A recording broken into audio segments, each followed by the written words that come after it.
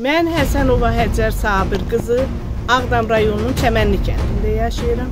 Hazırda mənim yaşadığımız ev 2 otaqlı kərpic ev, uçub dağılır. 92-ci ildə tikilir. Köməkliyimiz olmuyor. Kasıblıqdan o evin üstü həyəti çinarından, söydündən vurulmuşdur. Hər tərəfə müraciət eləmişik. Dəfələrlə bizim evə baxış keçirilir. Baxış keçirilən vaxtı 2016-da 3 evin arasında bizim də evimiz bərpiyə düşmüşdü. Gəlib tikilən vaxtı həmin o 2 ev tikildi. Bizim ev nə oldu, nətər oldu bilmiyorum.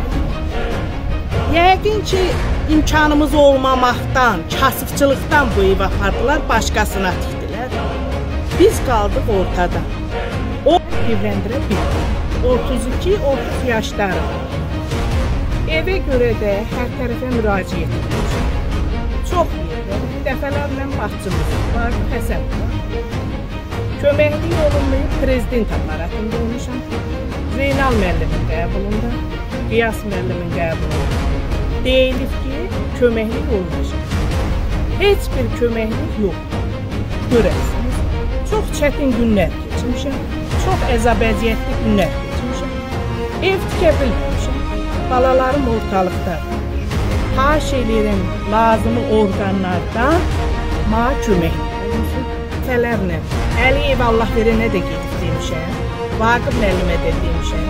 Evə qazan, vanna, vedrə düzülür.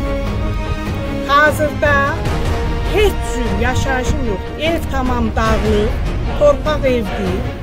Bacım deyir ki, gəlim onun üstünü dəyişim. Ev yoxdur, evin altı yoxdur, üstünün nəyin dəyişirsiniz? Gəlin, xahiş edirəm. Hamıdan, bütün vəzifəli şəxslərdən xahiş edirəm ki, gəlsin bu evə, baxış keçsin, görsün. Mən harada yaşayıram, 2 övladım harada yaşayır. Pensiya almıram, sosial almıram. Mənə cəmi 40 dənə şifr yazılmışdı. Mən də onu götürmədim. 40 dənə şifrlə mənim evim üstün eləmir.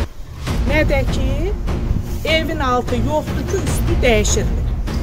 Ancaq köməklik mənə olsun ki, heç olmasa mənə 2 otaq olsa, tikilsin, mən övladımın birini evləndirim. Mənim də bir ana kimi arzum var. Ağır xəstə. Mən xahiş edirəm prezidentimizdən, Mehriban xanımdan, mənə köməklik olsun. Bir üzümüzə bir bağlı qapı açılsın.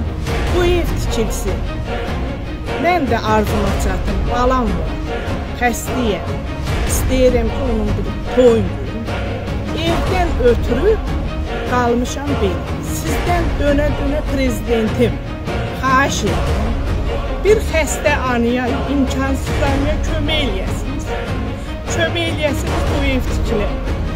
Mənə deyilər ki, heç cür sizə ev tikilməyəcək. Nəyə görə? Səbəbini desinlər. Mən prezidentimə güvənirəm. Hazırda kömək eləyəcək, mən bu evi tikəcəm. Hazırda görürsünüz. Mən çöldə nə yemək pişirə bilmirəm, nə çay qoya bilmirəm.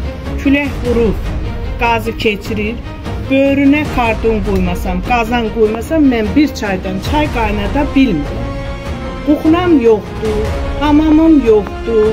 Çox əzab çəkirəm.